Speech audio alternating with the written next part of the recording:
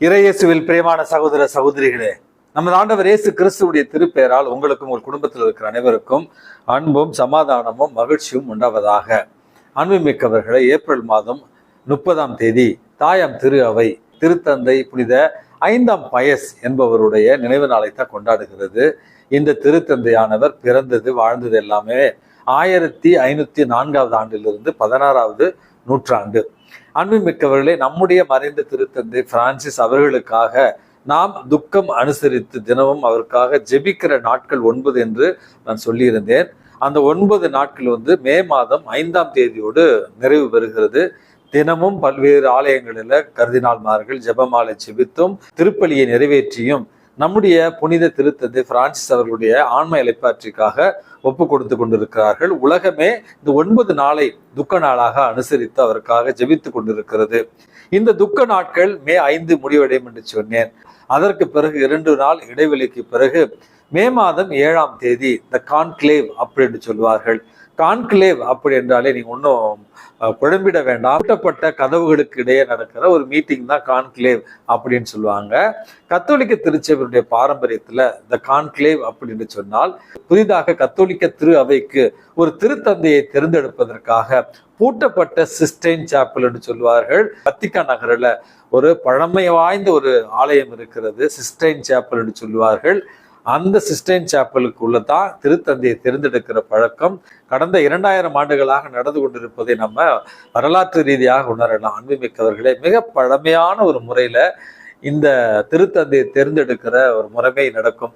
அதை பற்றி விளக்கமாக இன்னொரு வீடியோல நான் உங்களோடு பேசுகிறேன். தற்போதைக்கு எலிஜிபிள் கார்டினல்ஸ் என்று சொல்வார்கள். அதாவது ஓட்டு போட தகுதி உள்ள ஒரு 135 கர்தினால்மார்கள் ஒன்றாக கூடுவார்கள். காலையில 2 முறை மாலை 2 முறை வாக்கு செலுத்துகிற ஒரு நிகழ்வு நடைபெறும்.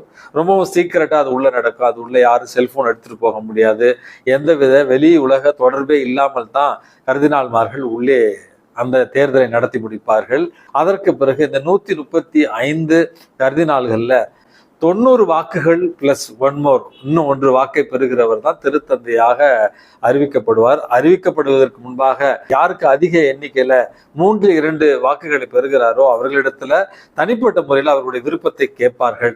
அவர் ஏற்றுக்கொண்டால் தான் செலுத்தப்பட்ட வாக்கு சீட்டுகளை எல்லாம் ஒன்றாக போட்டு அதை கூட ஒரு ரசாயனத்தை சேர்த்து எரிப்பார்கள்.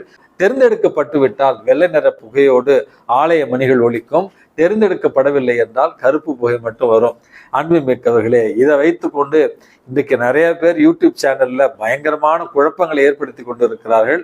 நான் சொன்னதுதான் கத்தோலிக்க திருச்சபையில பழமையாக நடந்து கொண்டிருக்கிற தெரிவு முறை. ஆகவே மற்ற தேவையில்லாத குழப்பங்களுக்கெல்லாம் இடம் கொடுக்க வேண்டாம். அந்த தேர்ந்தெடுக்கப்பட்ட கர்தினால் விருப்பம் தெரிவித்த பிறகு அவை அங்க இருக்கிற கர்தினால்மார்களிலேயே மிகவும் வயதான ஒரு கர்தினால்மார் வி ஹாவ் அ போப் அப்படின்னு லத்தீன் மொழியில சொல்லி அவரை அறிமுகப்படுத்தி அவர் தனக்கு தெரிந்து கொண்ட பெயரையும் அறிமுகப்படுத்துவார். இதுதான் திருத்தந்தையை தேர்ந்தெடுக்கிற ஒரு முறை. ஆகவே சிஸ்டைன் சாப்பல், பூட்டப்பட்ட கதவு, ரகசிய தேர்வு, இந்த மாதிரியான வார்த்தைகளை கண்டு நாம எதுவும் குழம்பி விட வேண்டாம். அன்புமிக்கவர்களை, தயவு செய்து தூய ஆவியாரிடத்துல தொடர்ந்து செவியுங்கள். இவர் வருவாரா அவர் வருவாரா என்கிற தேவையில்லாத குழப்பங்களுக்கு இடம் கொடுக்காமல் 2000 வருஷமா கத்தோலிக்க திருச்சபையில நமது ஆண்டவர் இயேசு கிறிஸ்து தூய ஆவியானவருடைய துணையோடு திருச்சபையை வழிநடத்தி கொண்டிருக்கிறார். நிச்சயமாக இந்த முறையும் கத்தோலிக்க திருச்சபைக்கு இந்த காலத்திற்கு தேவையான தகுதியான ஒரு நபரை தூய ஆவி நமக்கு அறிமுகப்படுத்துவார். அதுவரையில தொடர்ந்து ஜெபிக்க உங்களை அன்போடு கேட்டுக்கொள்கிறேன். அன்புமிக்கவர்களை, இன்றைக்கு நாம் நினைவு கூறுகிற புனிதர் திருத்தந்தை புனித 5ஆம் பயஸ் என்பவர். அன்புமிக்கவர்களே, ரொம்ப பிரபலமான ஒரு திருத்தந்தையாக இவர் அறியப்படுகிறார். காரணம், இவர் வாழ்ந்த அந்த ஒரு காலகட்டத்துல தான் ஐரோப்பா முழுவதையும் இவர் கத்தோலிக்க திருச்சபையோடு இணைக்க முயற்சி செய்தார். உலக நாடுகளை கத்தோலிக்க திருச்சபையோடு இணைக்க முயற்சி செய்தார். ஆனால் பல்வேறு காலகட்டங்களில் தோல்வியுற்றாலும் இந்த புனித 5ஆம் பத்திநாதர் என்பவர் திருச்சபையினுடைய வளர்ச்சிக்காக பாடுபட்டவர். இவர் ஒரு டொமினிக்கன் சபையை சார்ந்த ஒரு துறவி. இருந்தாலும் கடைசி வரையில திருச்சபையுடைய மறுமலர்ச்சி, திருச்சபையுடைய ஒற்றுமைக்காக பாடுபட்டவர் தான் இந்த புனித 5ஆம் பயஸ் என்பவர். அன்புமிக்கவர்களே, 1571ஆவது ஆண்டு லெப்பாந்தோ போர் என்று சொல்லப்படுகிற ஒரு போரில் துருக்கியர்களுக்கும் கிறிஸ்தவ உலகத்திற்கு ஏற்பட்ட ஒரு கடற்போரில் மக்களை ஜெபமாலை ஜெபிக்க அழைத்து ஜெபமாலையின் வாயிலாகவே அன்னையினுடைய பரிந்துரையால் அந்த லெப்பாந்தோ என்கிற அந்த போர்ல கத்தோலிக்க திரு அவைக்கும் கத்தோலிக்க நாடுகளுக்கும் வெற்றியை வாகையாக கொண்டு வந்தவர் தான் இந்த திருத்தந்தை புனித 5ஆம் பயஸ் என்பவர். அன்னை மரியாளுக்கு ஜெயராக்கினி, வெற்றியின் அரசி, அதற்கு பிறகு ஜெபமாலையினுடைய அன்னையின் விழா என்று இந்த விழாவை தொடங்கி வைத்ததும் இந்த திருத்தந்தை புனித 5ஆம் பத்திநாதர் தான். இவருடைய பரிந்துரையால் நாமும் நம்முடைய கத்தோலிக்க திருச்சபை மீது அன்பு கொண்டவர்களாக வாழ வேண்டிய, உறுதியான நம்பிக்கையும் அன்பும் கொண்டவர்களாக வாழ வேண்டிய ஒரு வரத்திற்காக மன்றாடி ஜெபிப்போம். மிக்கவர்கள், இன்றைக்கு நான் வாசிக்கிற நற்செய்தி வாசகமானது நேற்றைய வாசகத்தினுடைய தொடர்ச்சி தான். நிக்கோதேமு நமது ஆண்டவர் இயேசு கிறிஸ்துவை சந்திக்க வருகிறார். அவர்களுக்கு இடையே ஏற்படுகிற ஒரு உரையாடலினுடைய 3வது பகுதியை தான் இன்றைக்கு நம்ம வாசிக்கிறோம். இன்றைக்கு நமது ஆண்டவர் இயேசு கிறிஸ்து நிக்கோதேமுவை பார்த்து இந்த வசனங்களை சொல்லுகிறார். தம் ஒரே மகன் மீது நம்பிக்கை கொள்ளும் எவரும் அழியாமல் நிலை வாழ்வை பெறும் பொருட்டு அவருடைய ஒரே மகனையே அளிக்கும் அளவுக்கு கடவுள் உலகின் மீது அன்பு கூர்ந்தார். நற்செய்தியின் இதயம் அல்லது விவிலியத்தின் இதயம் என்று ஒரு வரியை நம்ம குறிப்பிட்டோம் என்றால் இன்றைக்கு வாசித்த இந்த வசனத்தை தான் நம்ம சொல்ல முடியும். காரணம், விவிலியத்தின் அந்த சுருக்கம் என்று சொன்னால் இந்த வார்த்தைகளை தான் நம்ம எப்பொழுதுமே நினைவு கூற வேண்டும். அதாவது, தன் மகன் மீது நம்பிக்கை கொள்ளும் எவரும் அழியாத வாழ்வை பெறும் பொருட்டு தன்னுடைய ஒரே மகனை அவர்களுடைய பாவங்களுக்காக, அவர்களுடைய பாவங்களுக்கு கழுவாயாக ஒப்பு கொடுக்கிற அளவுக்கு கடவுள் இந்த உலகின் மீது அன்பு கூர்ந்தார். இதுதாங்க விவிலியம், இதுதாங்க இறையியல், இதுதான் நம்ம கொண்டிருக்கிற நம்பிக்கை, இதுதான் நம்முடைய கொண்டிருக்கிற விசுவாசம். அன்புமிக்கவர்களே, இந்த வசனமானது இறைவன் நம் மீது எந்த அளவுக்கு அன்பு கொண்டிருக்கிறார், நாம் நிலைவாழ்வு பெற வேண்டும் என்பதில் எவ்வளவு ஆவலாக அவர் இருக்கிறார் என்பதைத்தான் இந்த வாசகம் நமக்கு உணர்த்துகிறது.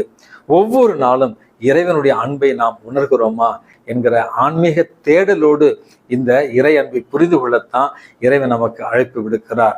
அன்புமிக்கவர்களே, 2ஆம் உலகப் போர் நடந்து கொண்டிருந்த நேரத்துல போலந்து தேசத்துல ஒரு கிராமத்துல ஒரு தாயானவள் தன்னுடைய வீட்டினுடைய ஜன்னல் ஓரமாக ஒரு மெழுகு திரியை எப்பொழுதுமே ஏற்றி வைப்பாராம். கிராமத்தில் உள்ள மற்றவர்கள்லாம் ஏன் இந்த மாதிரி இரவு முழுவதும் நீங்கள் மெழுகு திரியை ஏற்றி வைக்கிறீர்கள் என்று கேட்ட நேரத்துல, என்னுடைய மகன் போருக்கு சென்றிருக்கிறான், என்றாவது ஒரு நாள் அவன் திரும்பி வருவான், அவன் திரும்பி வருகிற நேரத்துல அவனுக்காக அவனுடைய தாய் காத்திருக்கிறாள், விழித்திருந்து காத்திருக்கிறாள் என்பதை என்னுடைய மகன் உணர்ந்து கொள்ள வேண்டும் என்பதற்காகத்தான் இந்த மெழுகுதிரியை ஜன்னல் ஓரமாக வைக்கிறேன் அப்படின்னு சொன்னாராம். தன்னுடைய தாய் தனக்காக விழித்திருந்து காத்திருக்கிற அந்த உண்மையான அன்பை உணர்ந்து கண்ணீர் விட்டு தன்னுடைய அன்னையருக்கு நன்றி சொன்னார்களாம். அன்புமிக்கவர்களே, மண்ணுலகில் வாழ்கிற நம்முடைய பெற்றோர்கள், தந்தையர்கள், அன்னையர்களே நம் மீது இவ்வளவு பாசத்தோடும் இவ்வளவு கரிசனையோடும் இருக்கிற நேரத்துல விண்ணுலகில் இருக்கிற நம்முடைய தந்தை, வானக தந்தை நம் மீது எவ்வளவு அன்பு கொண்டிருப்பார் என்பதை உணர்த்துவதற்காகத்தான் இந்த நிகழ்ச்சியை சொன்னேன். ஆகவே அன்புமிக்கவர்களே, கடவுள் அன்பாக இருக்கிறார். கடவுள் உங்கள் மீது அன்பு கூறுகிறார். தன்னுடைய ஒரே மகனை உங்களுக்காகவும் எனக்காகவும் கொடுக்கிற அளவுக்கு நம் மீது அன்பு கொண்டிருக்கிறார் என்பதை உணர்ந்து கடவுள் அன்பில் ஒவ்வொரு நாளும் வளர இறைவனிடத்துல மன்றாடி செபிப்போம். எல்லாம் வல்ல இறைவன், தந்தை, மகன், தூய ஆவி உங்களையும் உங்கள் குடும்பத்தில் இருக்கிற அனைவரையும் நிறைவாக ஆசீர்வதித்து பாதுகாத்து வழி நடத்துவாராக. ஆமேன்.